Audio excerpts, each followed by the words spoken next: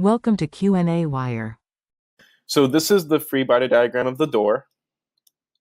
And we can say that first, we can say each hinge supports half the weight.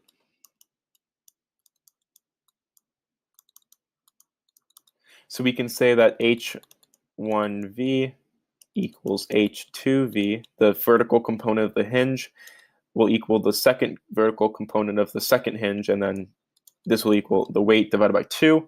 This will equal 330 newtons divided by 2. This is equaling 165 newtons.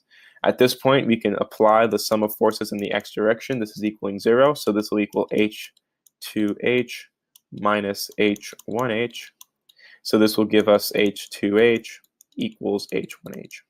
Now, at this point, we find the sum of torque at point A. We know that this is equal to 0. So this will be equal to H sub 1H times 1 meter minus the weight times 0.5 meters.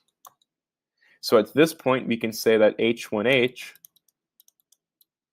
equals H2H again, and this equals simply half, again, half of the weight. And this is equaling 165 newtons.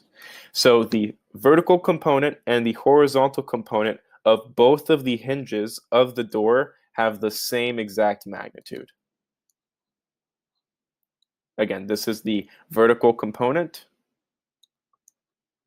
and this is the horizontal component.